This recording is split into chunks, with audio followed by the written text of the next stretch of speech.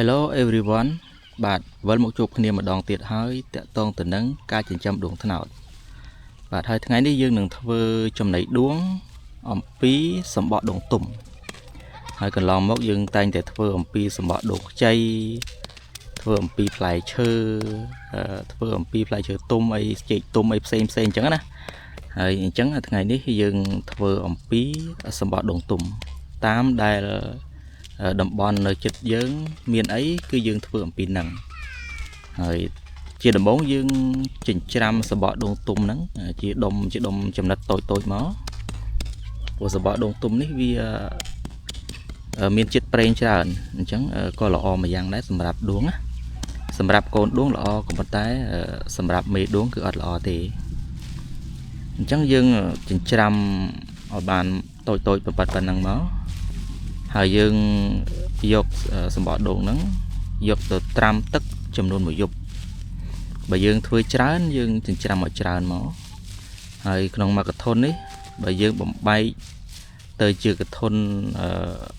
សម្រាប់ធ្វើចំណីមួយកធុនហ្មងគឺបានចំនួន4កធុនអញ្ចឹងយើងសង្កត់វាណែនមកដើម្បីឲ្យដាក់ទឹកទៅវាជក់ល្អណាយើងយកកញ្ច្រែងគ្របមកហើយយើងដាក់ឲ្យវាធ្ងន់បន្តិចមកហើយយើងត្រាំទឹកវាចំនួន1យប់ដើម្បីឲ្យវាជក់ទឹកល្អណា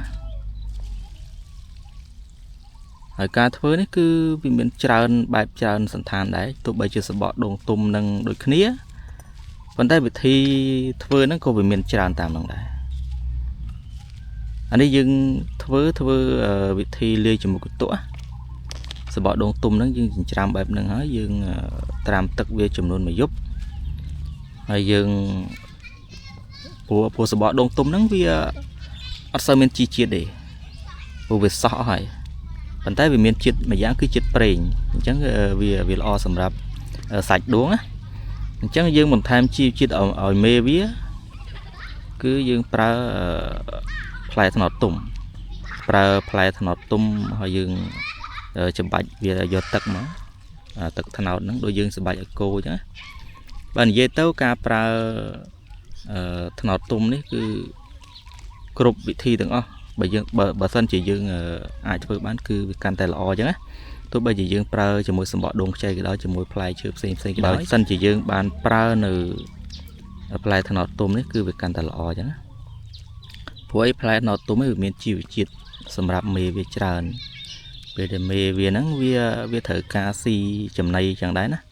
អញ្ចឹងយើងសម្បាច់វាឲ្យបានជាទឹកខាប់ចឹងមកកាន់តែខាប់កាន់តែល្អអញ្ចឹងយើងលាយជាមួយនឹងកន្ទក់យើងហ្នឹងកន្ទក់ម៉ត់ណាបើបានកន្ទក់ម៉ត់គឺល្អបើសិនជាយើងប្រើជាមួយកន្ទក់អត់សូវម៉ត់ក៏ការជក់ទឹកហ្នឹងក៏អត់សូវបានល្អដែរហើយកន្ទក់ម៉ត់ក៏វាមានជីជាតិម្យ៉ាងដែរនៅពេលដែលយើងលាយអញ្ចឹងទៅវាមានជីជាតិជាតិស្រូវជាតិអង្គឲ្យវានៅហ្នឹងអញ្ចឹងណាខ្ញុំមិនដឹងថាជាតិអីទេក៏ប៉ុន្តែយើងដឹងម្យ៉ាងគឺវាល្អវាជក់ទឹកបានល្អអញ្ចឹងយើងលាយវាមកលាយឲ្យវាខាប់មកខាប់ល្មមមកណាយើងធ្វើប៉ុណ្ណឹងមក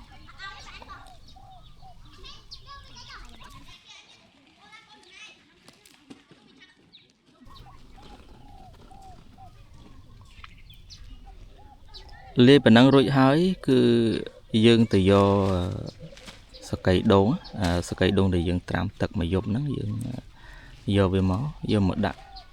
ក្នុងកធុនមួយមកដាក់នេះគឺយើងមិនដាក់ច្រើនទេយើងដាក់មកល្មមណាដើម្បីយើងស្រួលលាយព្រោះយើងនៅ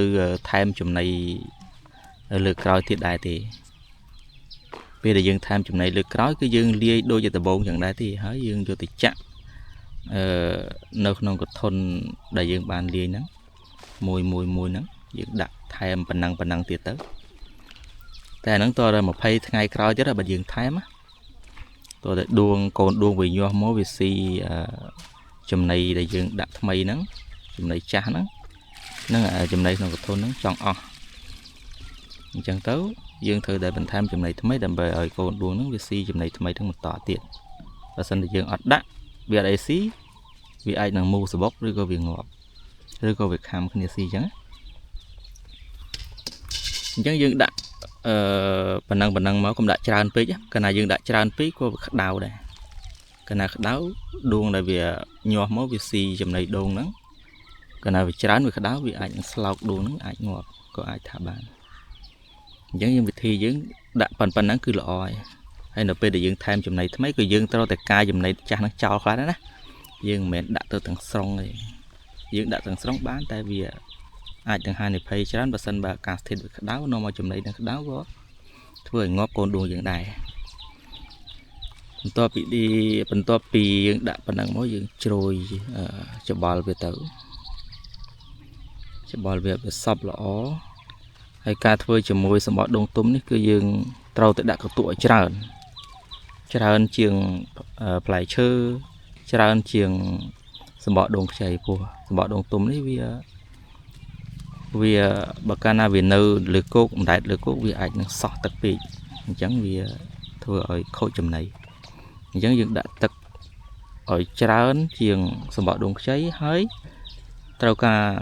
có tuổi tràn là bay lịch phần lịch nơi sầm bọt đông tùm nè hay dương chăm truột về nđất vía nó về là dương đã bàn 7 từ 4 từ 5 ngày chẳng tới dương chạy mưa về mà đón và sân vào vì sọt tật pí dương ai chặt tật thèm về tới rồi dương trong thèm tật tật thân nào nữa tật dương sẽ bạch thân nào nữa dương sẽ bạch mùi được bị play chẳng tới dương vô một phần thèm tật vía bàn thèm tậtสบายใจบิดนอตุ้มคือวิลอจึงทำตะกอมาได้ไปแล้วนั่นคือยังบานริบจอมเวียรุ่ยรอดหายไอ้จังยังtừ do mì đuôngยังนั้น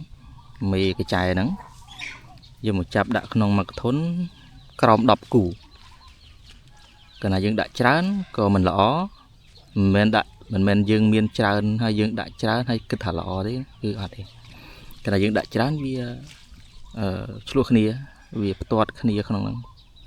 នាំឲ្យងាប់ច្រើនក៏មានដែរអញ្ចឹងយើងដាក់ក្រោម10គូធ្វើ6 8គូអញ្ចឹងទៅណាហើយមុននឹងដាក់ហ្នឹងគឺយើងត្រូវដាក់កន្លែងឲ្យវាជ្រកដែរមុននឹងដាក់មេណាព្រោះសត្វហ្នឹងវាត្រូវការតោងត្រូវការជ្រកអញ្ចឹងយើងដាក់សម្បកដូងទុំហ្នឹងយើងជ្រលក់ទឹកឲ្យសាមសើមកហើយសម្បកដូងទុំហ្នឹងក៏យើងអាចត្រាំវាមួយយប់vô mà đã có bàn đây sẽ bỏ đôn đây đã oi mì đuông về trộn nữaแต่อันนี้ยังดับเพลียมอย่างตัวเดือดทรายยังอัดบานตามเวทตกให้บานตามคือละอเฮ้ยมวยวิ่งเตี้ยบองปนคละกอดสู้ยมถาถ้ายังจับเมทอมเช็ดนั่งอยู่มาดับบานอดมาบ้านโดยขั้นนี้จับเมทอมเช็ดนั่งดับบานปัจจัยเมทอมเช็ดแบบเสาปองจ้างโดยเมย์ได้ยังเหมือนกัดรูนไอเจเตเมทอมเช็ดทอมดาวิการมอให้ไปเถอะการปองvì thời cáp bóng là cái lại nam miền đàm thằng nào đã kịch cặp đua rồi lôm nắng cái lại co thằng chẹt cháy nắng cứ vì tập bóng này bóng ôn tầm mơ cái lại đàm thằng nào đã kịch cặp nắng cứ miền này miền nhi miền mô viên chẳng này vô mà đã ban được cái này bản tái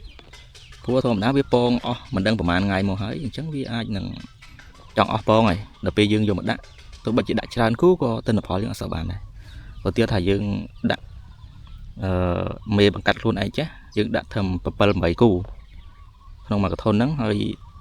tên là phó là dương bàn không mà cái thôn nội tiêu tha cả lạc lồ bây giờ đuông một thôm mới đó nè dương ai thật bàn cả lạc lồ hay bữa sau này dương chậm mi thôm chết dùng một phơi chẳng đôi khi vì ai bàn thầm bị khăm mà chứ nè mà khăm cả lạc bị khăm nữa ôi cứ ở sau miền thì hơi chấm pua mề nhí cứ bỏ mỏi về dương cầm nát chấm năm nhí chấm mồi chẳng nè bỏ mỏi về